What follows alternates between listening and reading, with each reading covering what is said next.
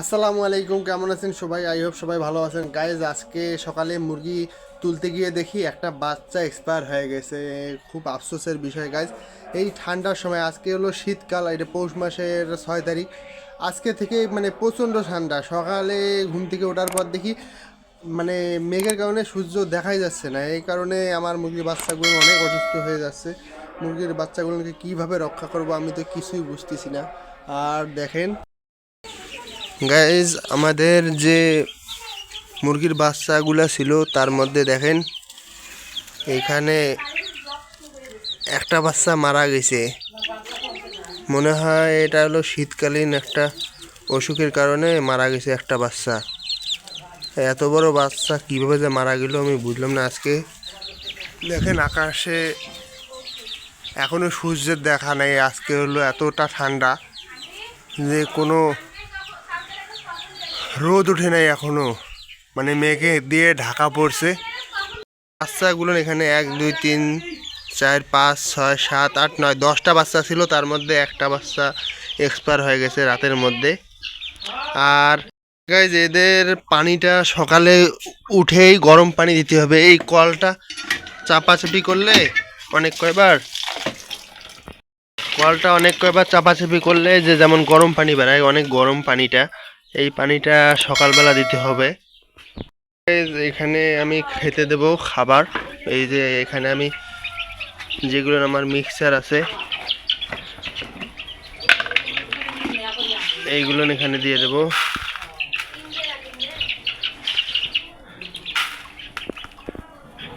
আর এখানে খুলে দেওয়ার সাথে সাথে গাইজ দেখেন, আজকে আমাদের রাতের মধ্যে একটা বাচ্চা এক্সপায়ার হয়ে গেছে রাতের মধ্যে। কালকে একটু ঝিমানি ছিল, আজকে দেখেন ঠান্ডার কারণে মারা গেছে বাচ্চাটা। আর বাকি এই 9টা আছে, এই বাচ্চাটাকে এখানে রেখে দেই। আর এই 9টাকে এখানে খাবার দিছি।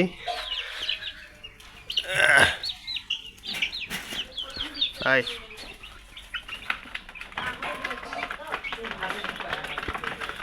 সকালে ওঠার পর এখানে খাওয়া দাওয়া শুরু করে। এখানে হলো ভুট্টা আছে, গম আছে, সরিষা আছে, আর ধানও আছে।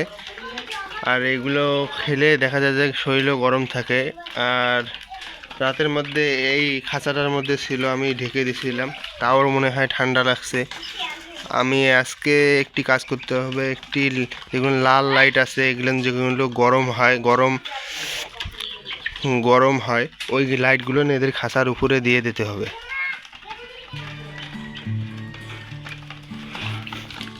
দেখেন আমার যেগুলো খেতে দেই, যে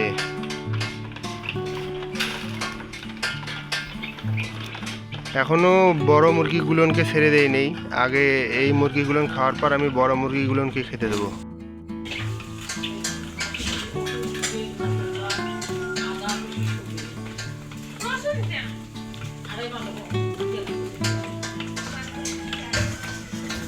এই ঠান্ডার সময় মুরগিগুলোর বাচ্চাগুলোকে বাঁচানো অনেক কষ্টকর, যে মনে করেন অনেক ঠান্ডা থাকে সারাদিন। আর চেষ্টা করবেন আপনারা যে মুরগির বাচ্চাগুলোকে তাড়াতাড়ি উঠানোর জন্য। আর এই বাচ্চাটা হলো মোরগ বাচ্চা। আর এখানে টোটাল 2টা মোরগ, একটা ওই যে লাল কালারেরটা মোরগ, আর এই কালো কালারেরটা মোরগ। আর বাকি যে 7টা আছে, এই 7টা হলো মুরগি। এই যে এত বড় হওয়ার পর বাচ্চাগুলো মারা যাচ্ছে। দেখেন, এত বড় হওয়ার পর বাচ্চাগুলো মারা যাইতেছে, আমি বিশ্বাস করতে পারতেছি না। আফসোস।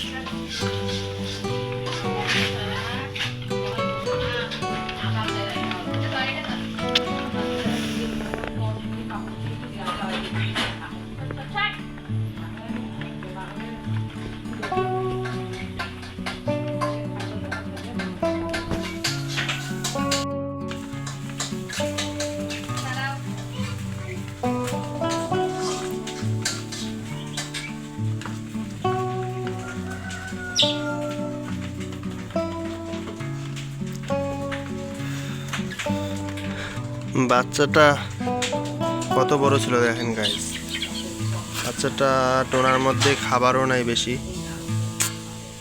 রে, এটা ছিল মুরগি, ডেকি বাচ্চা, অসুস্থ ছিল, সর্দি ঠান্ডাজনিত কারণে মারা গেছে। এটাকে আমরা কবর দিয়ে দেব একটু পর। আর এদের খাওয়া শেষ। এখন আমি যেগুলো আমাদের এই বাচ্চাটাকে এখানে রেখে দেই, আর যেগুলো আমাদের বড় মুরগি আছে এই মুরগিগুলোকে এখন আমি ছেড়ে দেব। না হলে দেখা যায় যে বড় মুরগিদের আগে ছেড়ে দিলে ছোট মুরগিদের খাইতে দেয় না। এই দেখেন এখানে 3টা মুরগি।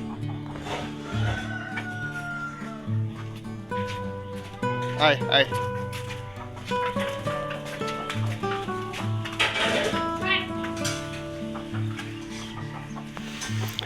এই মুরগিগুলো এখানে খাক।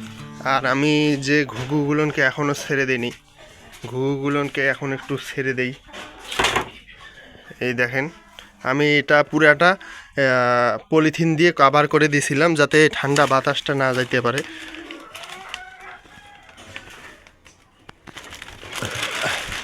এই দেখেন ঘুঘুগুলো এখানে আছে। এদের খাবার মোটামুটি শেষ হয়ে গেছে, একটু খাবার দিতে হবে।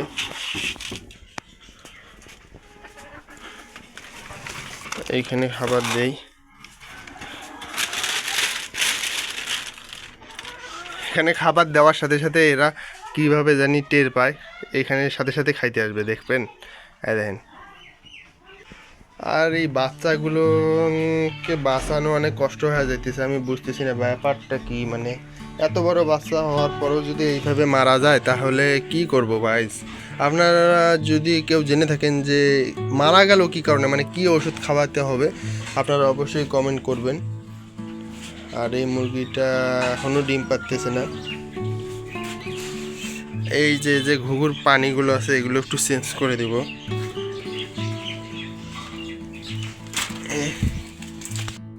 ধরার মতন কেউ নেই তো এই যে আমি এখানে পানিটা চেঞ্জ করে দিয়েছি আর এখানে খাবার দিলাম। এগুলো এখন এরা খাক। আর আমাদের হাঁসগুলো কি ছাড়া হয়েছে দেখি। মাশাআল্লাহ, হাঁসগুলো একটা ডিম পারছে, দেখছেন?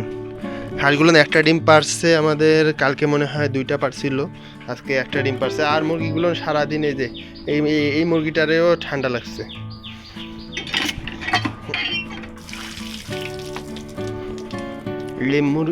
হাঁসের ডিমটা মধ্যে মাটি লেগেছিল, এই জন্য ধুয়া দিলাম।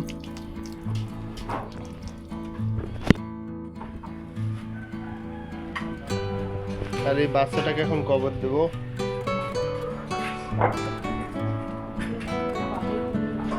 আম্মু ধরো।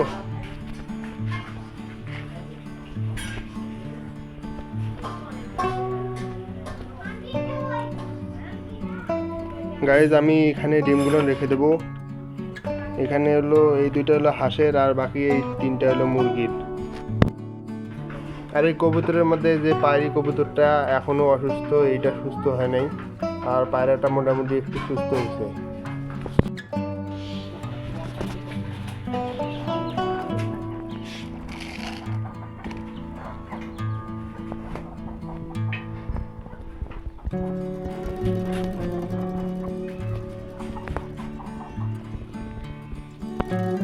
গাইজ এই ছিল আজকের ভিডিও। দেখা হবে নেক্সট কোনো ভিডিওতে, নেক্সট কোনো টপিকে। আর আজকের ভিডিও কেমন লাগলো আর আমি এই মুরগির বাচ্চাগুলোকে কিভাবে সুস্থ করতে পারি আপনারা অবশ্যই কমেন্টে জানান। আল্লাহ হাফেজ।